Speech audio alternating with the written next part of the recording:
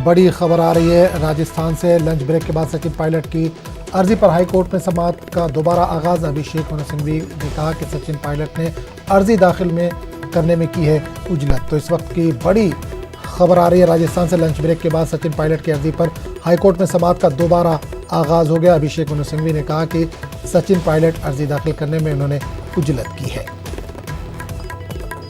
और हमारे साथ अरबाज इस वक्त जयपुर से जुड़े हुए हैं, उनसे बात करेंगे। अरबाज, लंच ब्रेक के बाद सचिन पायलट की अर्जी पर हाई कोर्ट में दोबारा समाअत शुरू हो गई है, क्या ताज़ा अपडेट है आपके पास?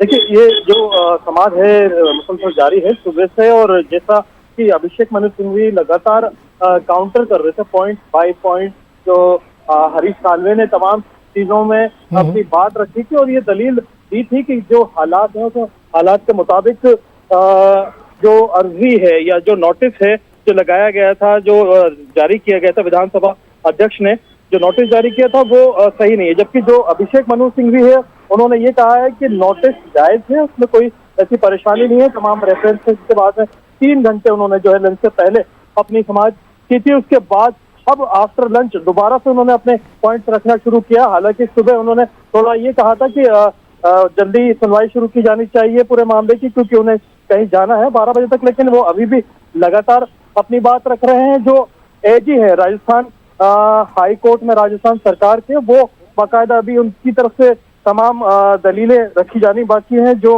एक पार्टी इसमें महेश जोशी को बनाया है, जो कि पहले FIR करवाने वाले थे राजस्थान हुकूमत की तरफ से, उनकी भी अभी दलील सुनी जानी बाकी है। इन तमाम चीजों में कहीं ना कहीं आज पूरा दिन लगेगा और जो नतीजा है उसमें मुझे थोड़ा वक्त लगता हुआ सा नजर आ रहा है।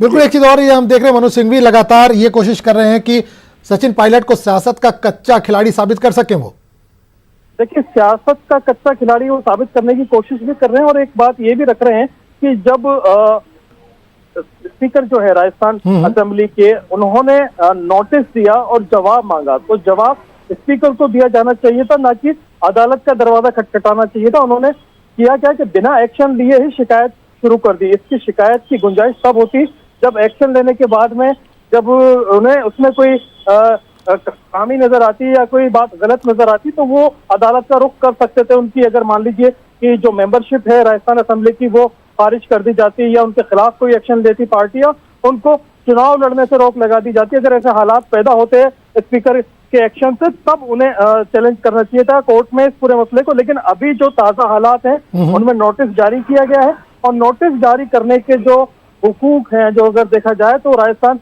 असेंबली के स्पीकर के पास में उसकी इतनी ताकत है कि भाई उसको एक ट्रिब्यूनल का हक दिया हुआ है इंडियन कॉन्स्टिट्यूशन ने। वो अब उसके पास में अख्तियार है कि वो चाहे तो ये फैसला ले सकता है, जिससे चाहे नोटिस जारी करे, उससे सवाल का जो है जवाब तलब करे। और वही बुनियादी चीज उन्होंने नोटिस जारी करके उनसे जवाब मांगा था, वो अभी तक उन्होंने जवाब पेश भी नहीं किया। इसके लिए 1 हफ्ते का वक्त भी मुकर्रर किया था। बिल्कुल, बात एक चीज और जानना चाहेंगे कि SOG ने शेखावत को नोटिस भी जारी किया, इस ताल्लुक से क्या कुछ जानकारी है आपके पास अभी?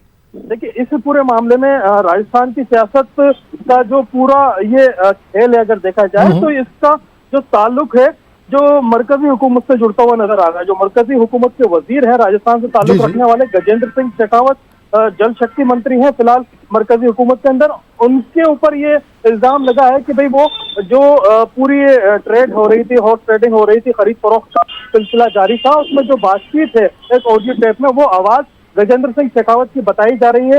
इस मसले को लेकर के SOG दिल्ली में है, गुड़गांव में है, लगातार उन बागी MLO के खिलाफ भी वो उनकी जो है कार्रवाई करने की कोशिश कर रही है, उनके वॉइस सैंपल लेने की कोशिश कर रही है। एक नोटिस जो है उनके PS को दिया गया है गजेंद्र सिंह शेखावत के, जिस पर अभी बातचीत के लिए वक्त गजेंद्र सिंह शेखावत ने नहीं दिया, लेकिन उन्होंने काउंटर जरूर किया है कि ये गलत तरीका है। शुरू से ही जो राजस्थान की जो गहलोत हुकूमत है वो जितना सचिन पायलट को निशाने पे लिए हुए थे, उतना ही निशाने पे उनके गजेंद्र सिंह शेखावत भी थे, क्योंकि वो इस पूरे मामले में शामिल नहीं है, उनका ये कहना है। और वो ये भी कहने के लिए तैयार है कि जो भी तफ्तीश होगी उसमें वो पूरी मदद करेंगे, वो किसी भी इस तरह की ऑडियो से घबराए हुए या डरे हुए नहीं है। चलिए, बहुत बहुत शुक्रिया अरबाज इस तमाम जानकारी के लिए।